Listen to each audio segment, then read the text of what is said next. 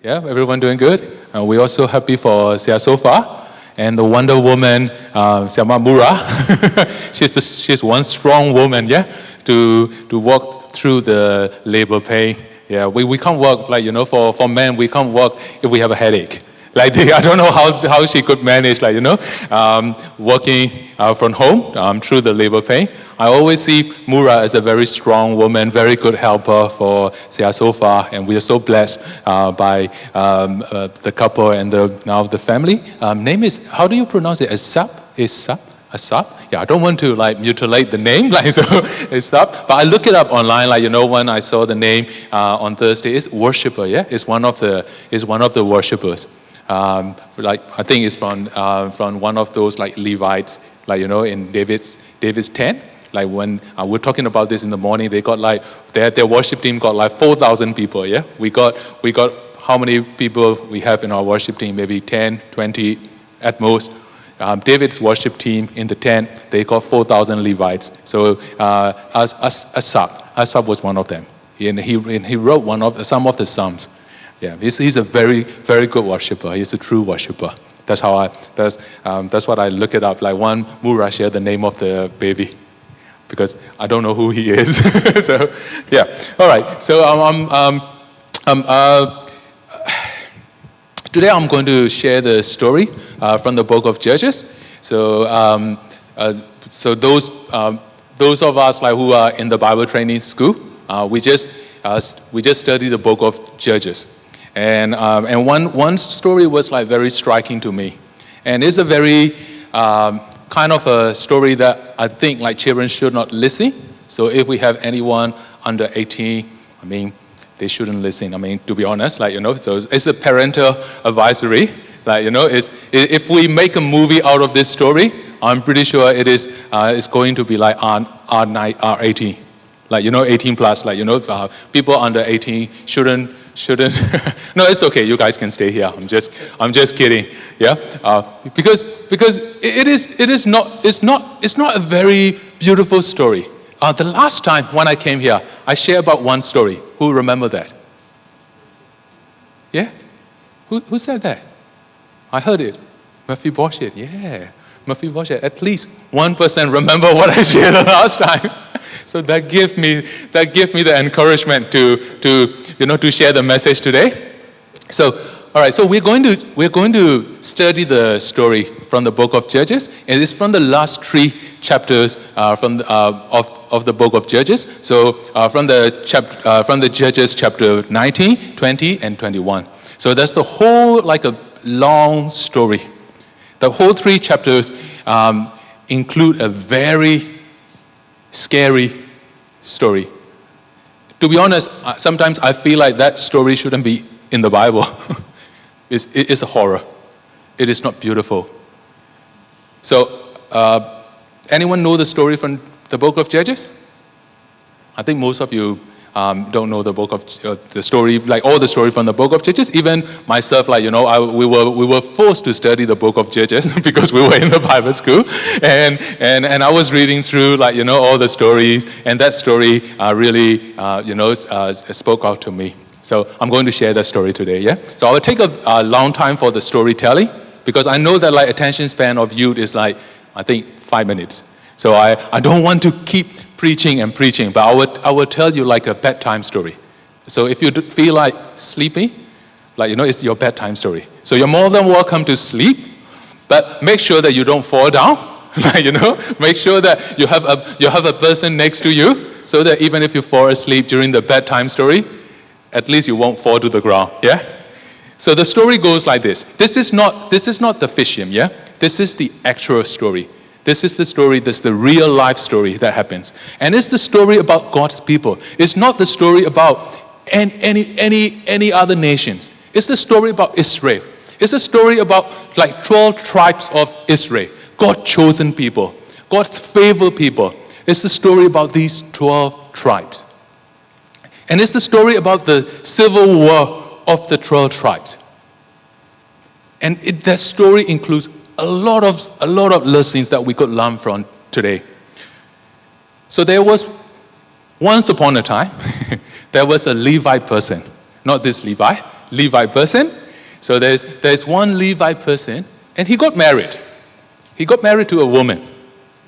And the woman, I don't know what happens. They had a fight or something.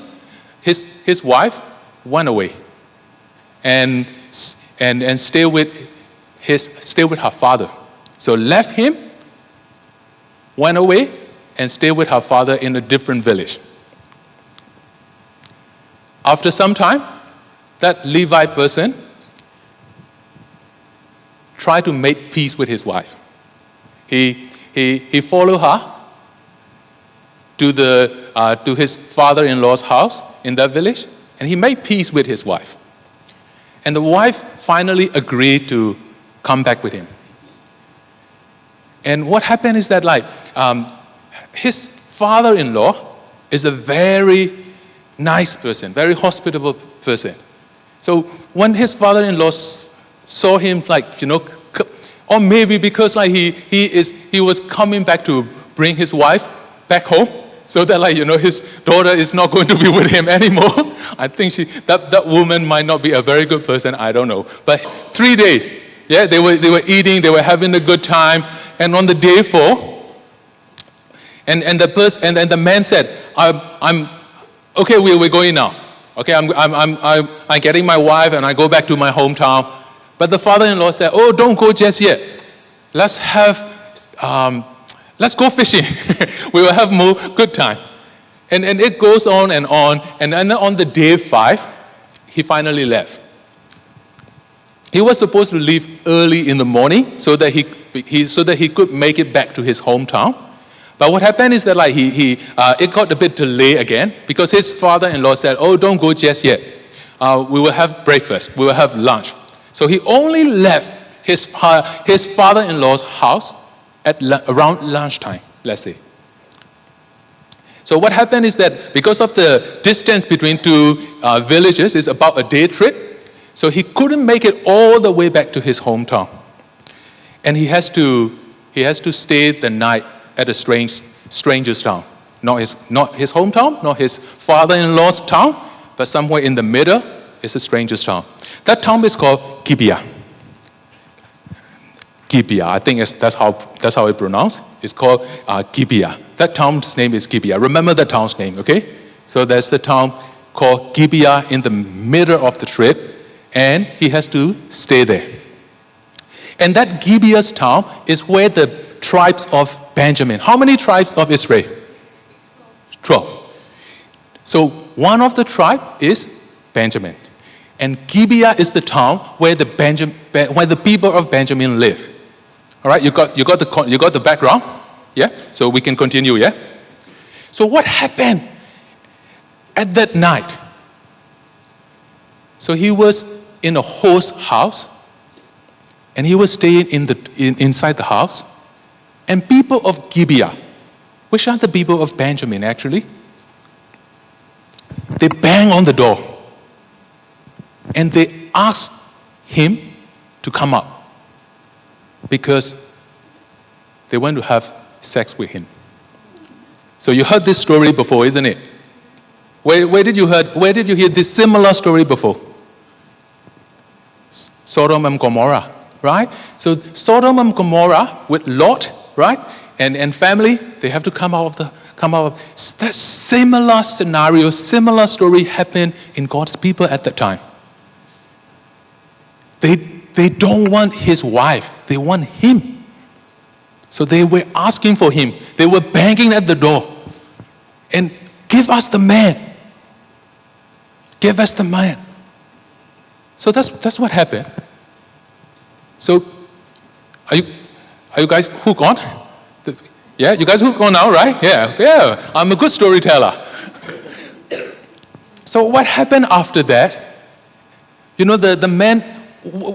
Why did the man travel at the first place? To bring his wife home. Because, I don't know, because he loved her. I don't know.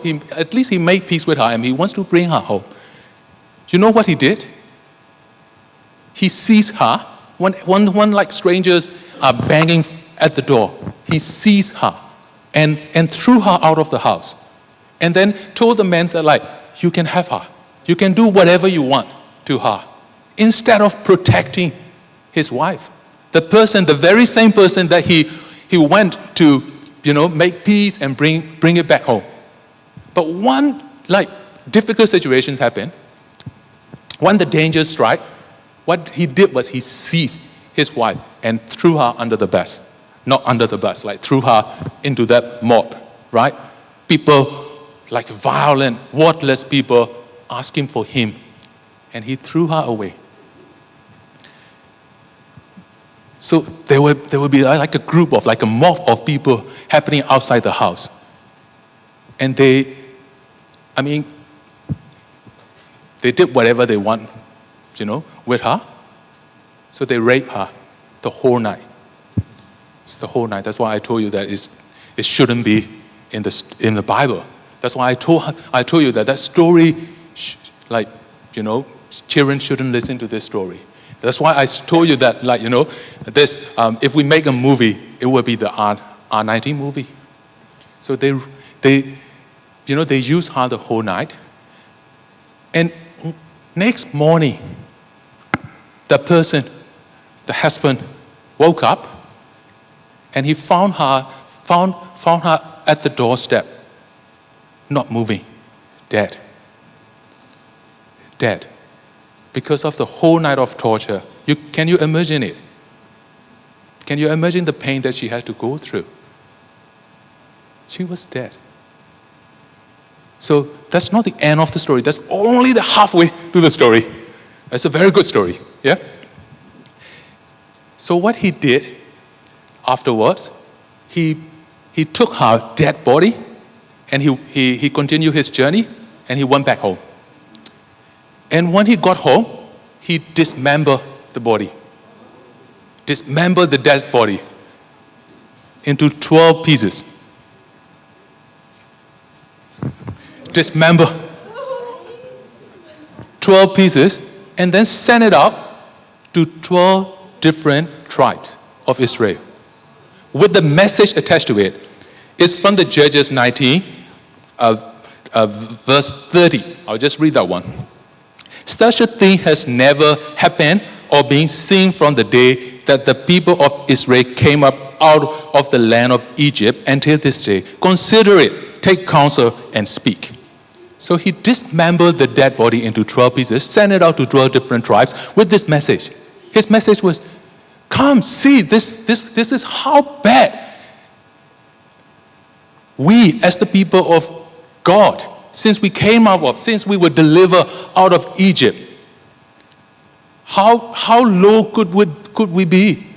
Anything lower than that, could we be there? And take counsel and speak for us. Speak for me. Speak up for me. Stand up for me. That's what his message. So this is very sad story, isn't it? So out of compassion, what they did is 11 tribes, because the remaining tribe is Benjamin in the town of Gibeah, right? So that's where the incidents happen. So all the remaining 11 tribes, all the chiefs of the people of the 11 tribes, they gathered together. And they assembled the army. The army of 40,000 soldiers from 11 different tribes. They assembled a big army of 400,000 soldiers to go to the town of Gibeah and ask for justice. So when they arrived at the town of Gibeah, I'm talking about the real life story, right? It's not a fiction. It's not a bedtime story. It happened. So when they arrived to the town of Gibeah, they asked for the man who committed the sin. Whoever was responsible for it, give us the man. We want justice. But the people of Gibeah, it might not be the Benjamin people, but the Benjamin people live in Gibeah. But the Benjamin people, they don't give up these criminals. They protect them instead. So what happened is that now the civil war happened.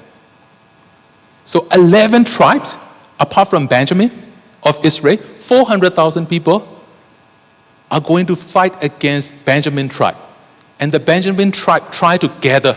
They scratch up whatever they can, from their tribe. And they came up with 26,000 soldiers.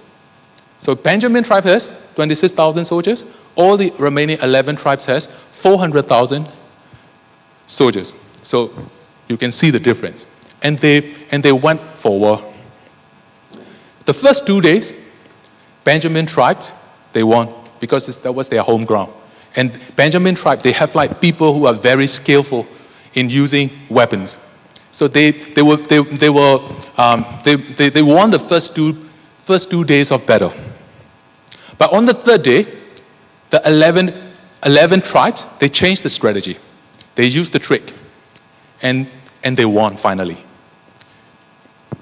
I paraphrase a lot of these stuff, yeah? So I'm not, you can read the proper, the story from the Bible when you get home. It's from the last 3 chapters of the book of Judges, yeah? I want all of you to read it, yeah? I mean, if you are old enough, yeah. So after they won the war, do you know what 11 tribes, all these 400,000 people, do you know what they did? I will read what they did, yeah? It's from the Judges chapter 20, verse 48. We'll read together, yeah? And the men of Israel turned back against the people of Benjamin. That's okay, I will read. And struck them with the edge of the sword. The city, man and beast, and all that they found, and all the towns that they found, they set on fire. So they essentially committed genocide. They killed everyone from Benjamin tribe. Everyone, the whole town. Everyone, no one left behind. They killed all men, women. They killed all the beasts, the livestock, whatever their property, and they set on fire. They killed everyone. And at that time, during the battle, on the third day of the battle, 600 Benjamin soldiers were hiding under the rock of Rimmon. So only 600 people survived because they were hiding under the rock during the battle. Remember this number, yeah? This is important. So everyone in the town of Gibeah, they're dead now. They killed everyone. No one left. Only 600 people survived because they were hiding, because they know that they were killing everyone. They were hiding under the rock for 4 months. They were in hiding for 4 months. And only 600 of those Benjamin people survived. It's a scary story, isn't it? They took the justice to their own hands, right? They wanted the justice, and they tried to judge in their own ways, isn't it? And they make matters worse. After all these killings and all that, they were full of compassion for the husband, and they tried to get the justice for the man, right? And in doing so, they killed the whole town. They killed the whole Benjamin tribe. After all these, they felt very sorry, because it's always been 12 tribes. It's always been 12 tribes. It's not 11 tribes. Now they are left with 11. One tribe, Benjamin tribe, has gone into extinction. No more Benjamin tribes. No one left. And then they felt quite sorry about that, because they were supposed to be 12. They have already killed their brothers, and no one left. So they were quite devastated at the time. To make it worse, at the peak of all this drama, all the 11 tribes, all the chiefs, all the people, they saw that they will never ever give their daughters in marriage to a Benjamin person. That's what they saw. That's what they saw before God. They said that, no, we will never ever give our daughter to marry Benjamin tribe. So that's at the peak of the drama. So that's what they did on top of everything. And now only 600 Benjamins survive. And they cannot populate anymore because they already shown that like they are not going to give their daughters to any Benjamin. And it's not reversible. So they already make the promise before God. Did God ask them to promise it? No. But did they do it? Yes. But can it be reversed? At least they think it is not reversible. So what happened is that only 600 Benjamin people left, and they cannot, only men left. There's no wife. They cannot populate anymore because they already took the oath that they are not going to give their daughters to any Benjamin's person. And out of compassion, again, out of their compassion, for this time for the Benjamin people, because the Benjamin tribe is going into extinction. And they're trying to look for the loopholes of their oath. And they found out that they are like people from certain place, they didn't attend the oath. They didn't attend the ceremony of when they saw that they're not going to give their daughters to marriage. So there were one town. It's the people from the Jabesh Gilead. Name doesn't matter. So there's one place that didn't turn up to that ceremony, and they were thinking very hard to find the loopholes, and they found that these people from Jabesh Gilead, they didn't turn up. So what we can do is, their thinking processes. What we can do is, we will go into that city and we will kill everyone again from that city, and only leaving 400 virgins, and we will bring those 400 virgins to become the wives for 600 survivors of Benjamin. Things get darker and darker, isn't it? I told you. Like if you get bored, open your Bible and read it. It's full of drama. It's full of all these stories. So 600 Benjamin and 400 wives. And where do these wives come from? Come from the town, and then they kill everyone again on that town. And only 400 virgins were left behind. And they brought those 400 virgins to become the wives of Benjamin. So 200 of Benjamins are still go Wing Hai. So you guys don't know the joke. So we got 600 survivor of Benjamin, right? So 400 got wife, and 200 is still, without wife. So what they did was like, they have to keep thinking. They have to keep solving their problems in their own way. And what they come up with is there is this yearly feast. Like it's a feast. It's like a party. There is going to be a yearly feast in the village called the Shiloh. And what they did was ask the 200 remaining Benjamin survivor to be hiding on that way to the party and ambushing. And when the people of Shiloh came out and partying, drinking, a bit like, a bit drunk at that time, 200 people were hiding, ambushing, and then they came out and snatched, carry away all the women they want to make wife. So that they can continue to populate as a tribe. That's the end of the book of Judges. That's awful, isn't it? Yeah? That's awful. So if you go back, think about this story. Like, there are many things that were wrong in the story, isn't it?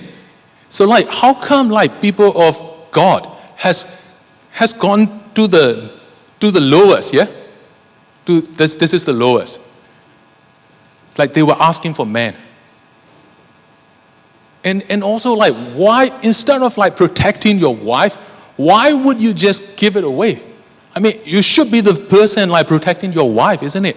Instead of doing so, the person just saw the wife as an object and threw her under the bus. Instead of like giving up these criminals, Benjamin tribe, why did they cover up for them?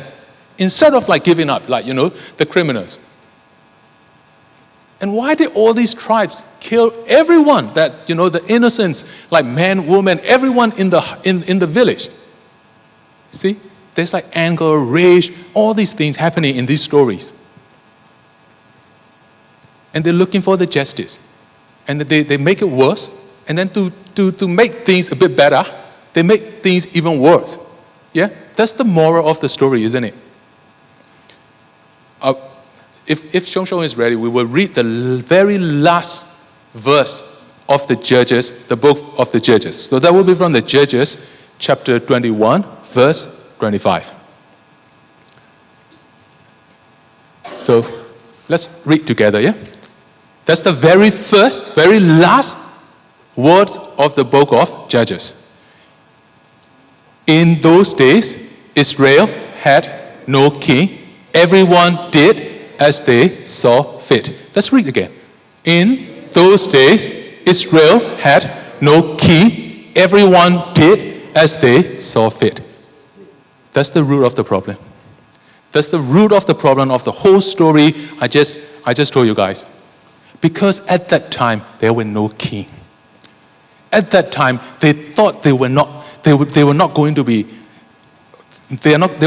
held accountable. They thought that there's not going to be like someone who is ruling. They thought we can do whatever we want. That's the essence of the story from the book of Judges. Because everyone is like free for all. Everyone feels like it's free for all. I would do whatever I think is right. Because there is no king. Because they think that we won't be held accountable. I don't know about you guys, but when I read the story, that's how I felt it. Like, and it's highlighted, in the last verse of the book of Judges. As if like whoever wrote the book of Judges was telling us, you know what? All this happens because there was no king. All this happens because people did whatever they saw fit. Whatever they think it is right to do, they will do. If you think, again, it's very similar to our culture. It's the story, like we all laugh and like we all got a bit scared. We got the story, we thought it is interesting. But if you think hard, it is the story resonates with our culture. Like if we go out, if we do an experience, if I ask Levi, Tender, and Tony to come up together with me, we go to the shopping center, and then we ask like 100 people that we met random people that we met at the shopping center. If we ask the same set of questions, do you believe in God? Do you think there is God? I'm pretty sure more than half of them will tell you that there is no God. Should we do the experiment? Yeah, let's go. No, not now. Set up your own team and then you go for it, and then you report it back to me. Okay? So this is our culture. This is our age. Most people believe there is no God. There are more people that believe there is no God than people who believe in God. For people even who believe in God, who are us, we believe that there is God. We believe that there is a higher authority, right? Otherwise, no one is going to be sitting here. You will be going out and doing, whatever fun thing that you can do on Sunday. More than 50% of the people, I'm sure, they don't believe there is God. They don't believe there is someone who is going to hold them accountable. And the rest of us, we believe that there is God. But even then, we live our life as if there is no God. If you think hard again, if you are true to yourself, do we live our life as if we believe in God? That's the question. if you really believe that there is God, if you really believe that there is the King, if you really believe that one day we all must stand before the judgment of Jesus, not for the judgment of our sin, but for the judgment of our walk, whatever we do for good or evil, of course the sin, the penalty of the sin already been given at the cross, but we still have to appear before the seat of Christ. It was written in the 2 Corinthians chapter 5, verse 10. We all must appear before Him and give our accounts of what we did with our life.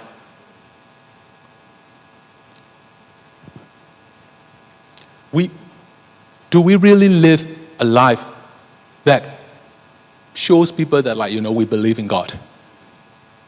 Do we really live a life that shows people that there is a King? I'm living for the King. People are saying that there's no King, there's no God. But we are saying that there is God, there is Savior, there is the second coming of the King. We all are going to be held accountable. What we did with our life, what we did with our talent, what we did with our, time. So that's the question that we have to ask ourselves.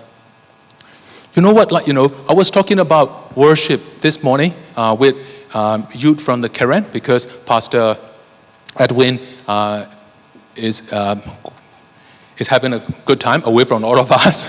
So we were discussing about worship. I could explain the worship in 100 different ways. I could explain what is worship in 100 different ways. Believe me, I can.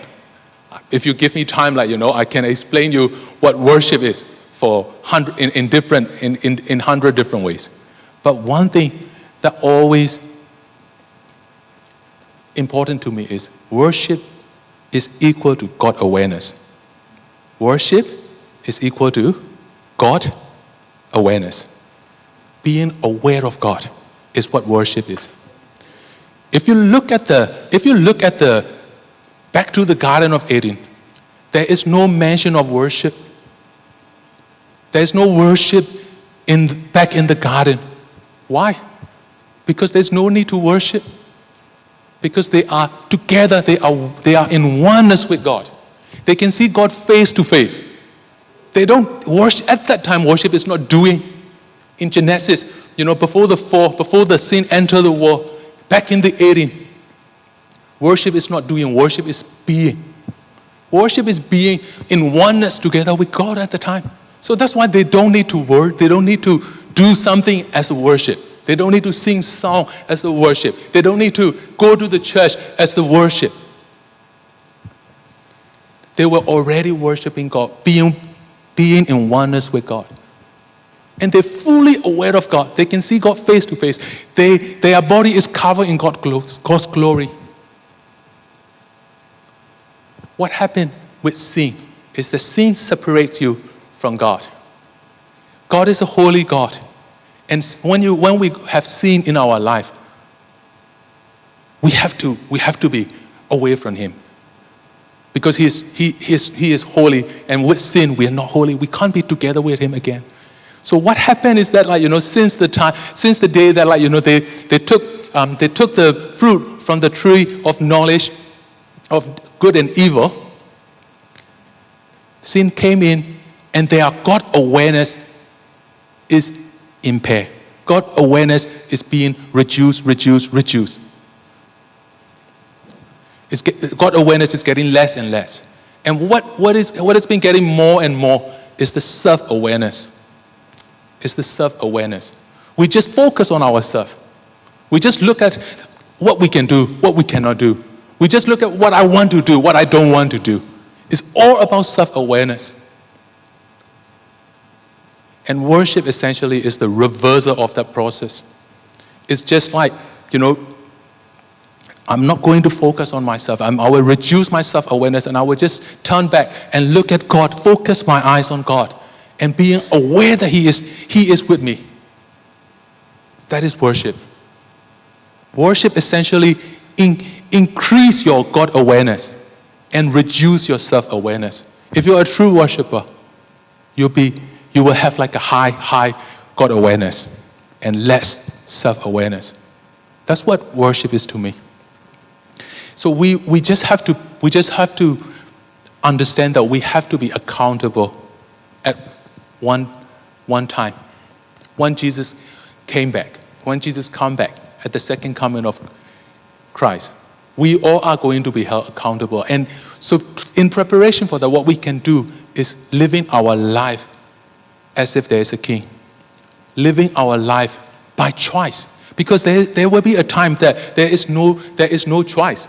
In the Philippians chapter 2, verse 10 to 11, it says that, so that at the name of Jesus, every knee shall bow in heaven and on earth and under the earth, and every tongue confess that Jesus Christ is Lord. There will come a time that not Christians, not believers, everyone, every knee, every tongue, they have to confess that Jesus Christ is the Lord.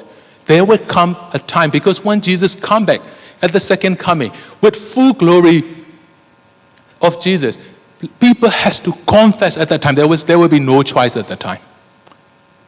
But for us, by choice, we can live a life. There is a king for me. There is a king for me. I have to give my accounts back to the king. I'm not going to do whatever I think it is right. I will just live a life that is pleasing to God. I think that's the question that we have to ask every day. It's not just one time, like at the conference, you give your life to God. It's good. It's a good thing. But it's not just one time. It's your everyday. You just have to ask. I have to ask myself, am I going to live my life as if, there's no king? I can do whatever I think is right. Or I'm going to live a life that shows people that there is a king. And I'm living my life for him. So that's the question. Because of sin, we were separated from God. But what Jesus did at the cross, the veil was torn from the top to the bottom. Because there is not going to be any more separations. We can be back to the oneness with God. We can be back to the Eden. We can be back to full of God awareness. That's what worship is to me. So my message today is, how can we be accountable before the King? To me, is by being aware that there is God. Increasing the God awareness, which in a sense is a worship.